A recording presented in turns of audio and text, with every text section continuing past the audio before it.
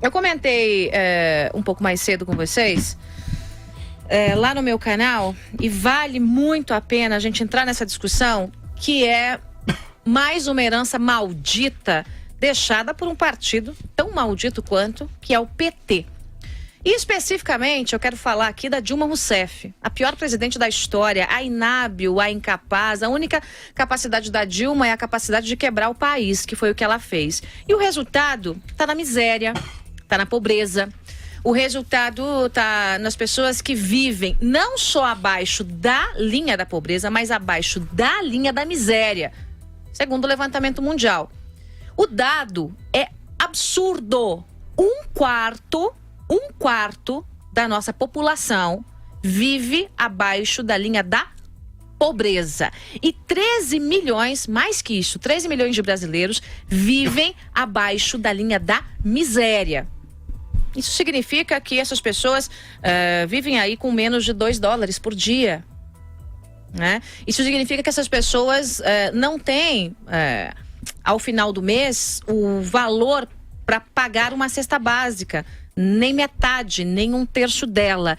Isso significa que essas pessoas não têm sequer a segurança alimentar num país em que a turma do PT fez e aconteceu com o Bolsa Família. Acabamos com a miséria, acabamos, não existe mais quem passe fome. Eu me lembro que eu entrevistei a senadora Gleisi Hoffmann num passado recente, e ela teve a pachorra de olhar na minha cara e dizer que no Brasil não existia mais brasileiro passando fome. A vontade que eu tenho é de pegar essa pesquisa e esfregar, né, na carinha da Narizinho. Porque é de uma desfaçatez, é de um negócio tão absurdo, uma afirmação como essa. O Lula fazia palestras explicando ao mundo como ele acabou com a pobreza.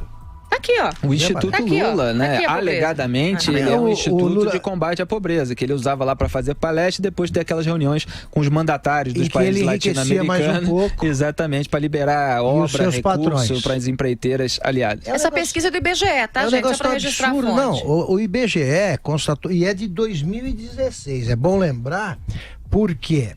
Porque tudo foi o Temer, né? Os desempregados foram criados pelo Temer, a crise é do Temer e tal. Aí não dá, porque o Temer assumiu em agosto, né, de 2016. Ele não conseguiria em 4 meses jogar 13 milhões de brasileiros na rua da amargura. 52% da população brasileira vive abaixo da linha da pobreza. Não, 52 milhões. 52 milhões, um quarto da população. Um quarto. E o Lula, ainda. O que você falava nas palestras? Explicava como eu eliminei a pobreza. A Dilma, como já não havia pobres, ela liquidou a miséria. Se existem miseráveis, existem pobres, certo? Mas o Lula acabou com a pobreza sem acabar com a miséria, porque deixou para Dilma. Vai entender. E eles, portanto, deixaram o único país do mundo que começa pela classe média, da classe média para cima. Agora me vem uma informação dessas e devem ser considerados idiotas. Os espertalhões são eles. Idiotas, os que votaram acreditando nisso, e toda a imprensa estrangeira. Toda a imprensa estrangeira embarcou nessa. O Lula virou um ícone para jornais espanhóis, franceses e tal, como o cara que acabou com a pobreza do Brasil. Acabou com a pobreza da família dele, como se sabe hoje. E a pobreza está aí, como sempre esteve.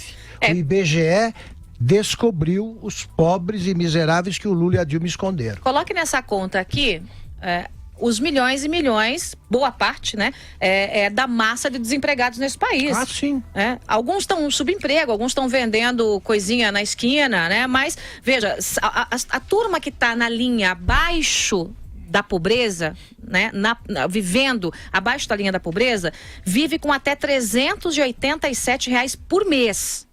A turma que está abaixo da linha da miséria vive com menos de R$133 por mês. Preste atenção nesses números. É claro. E a vida não vivida. A gente vai ver no Twitter, vai ver manifestação de petista, colocando, como o Augusto disse, na conta do presidente da República, que ele tem um monte de problemas, mas esse problema não foi ele que criou. Não dá. Esse problema não foi ele que criou. Não deu tempo. Então, some-se 13 milhões de brasileiros. Olha um dado importante. É o tamanho maior que a cidade de São Paulo. É mais gente que uma cidade chamada São Paulo, que é a maior cidade do país. Vamos lembrar aqui a história do Lula no governo, né? A sorte dele e a malandragem dele. O Lula foi contra o Plano Real. Ele combateu o Plano Real, mas, no entanto, se beneficiou dele porque a reforma monetária deu certo enquanto ele estava chegando ao poder. Então, muita gente pôde participar da economia por causa do Plano Real. E quando ele chegou ao poder, também houve uma sorte desgraçada dele, do mercado internacional, estar com o preço alto das commodities brasileiras. Então, ele surfou... E a estabilidade mundial, né? E a estabilidade mundial, exatamente. Então, ele surfou nessa onda e aproveitou para distribuir ali benesses para a população pobre num primeiro momento. E as contas públicas estouraram depois das consequências de tudo que ele fez no governo, da aliança com os empresários mais ricos do Brasil, nos esquemas de corrupção desbaratados pela Petrobras. Tudo isso estourou mais no governo da Dilma. Então ele agora faz as caravanas dele pelo país, lembrando de como as coisas eram do governo dele. Só que o que acontece em política é isso. Às vezes as consequências das atitudes de um governante só vão acontecer para o bem ou para o mal no mandato do governante seguinte. Então o Lula se beneficiou daquilo que foi feito antes dele e ele evitou contágio em relação àquilo que aconteceu depois dele. E aí ele viaja pelo país dizendo que no tempo dele era bom, e muita gente ainda acredita, embora o resultado esteja aí nessa pesquisa do IBGE, que mostra que mais 8,6 milhões de brasileiros passaram a viver com um quarto de um salário mínimo por mês.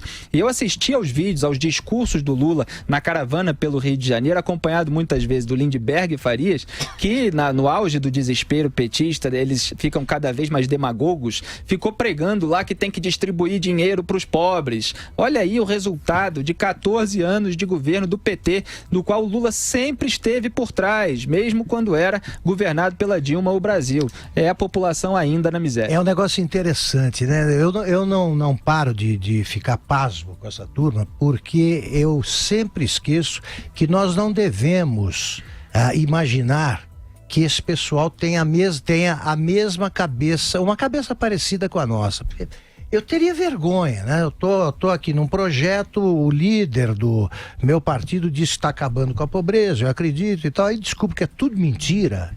Eu me sentiria um pouco envergonhado. Eles não têm vergonha e eles agem assim, diante desses números, continuam dizendo que foi tudo bem, que o Lula acabou com a pobreza, que quem criou a crise foi o Michel Temer e tal. Eles se portam assim quanto a esses números e quanto aos crimes que cometeram. Eles falam, não fizemos nada. Não tem vergonha de roubar, vai ter vergonha de mentir? Claro. Né? É outra cabeça. Nós não podemos considerar esses caras normais, digamos assim. Eles não são. São bandidos mesmo. A Gleisi, por exemplo, é uma mulher que os filhos deveriam ter vergonha. Como é que pode, né? Ter uma mãe que mente sem parar. Não, mas ela criou, nem sei quantos filhos tem, se tem, mas se tiver, tem.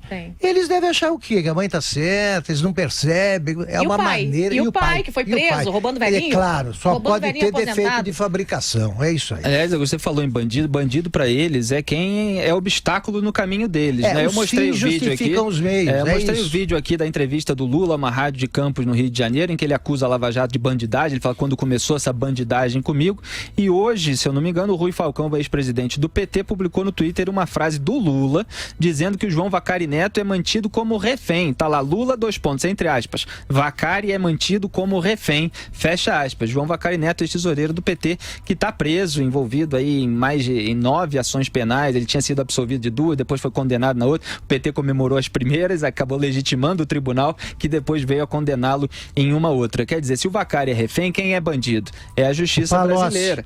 Palocci, o refém para ele, é o que segue a lei da omertá. Exatamente. É isso aí, o cara não contou. Zé Dirceu, esses são os reféns. Isso. O Palocci que abriu o bico, esse já é o traidor. Automaticamente. Claro, exatamente. Bandido.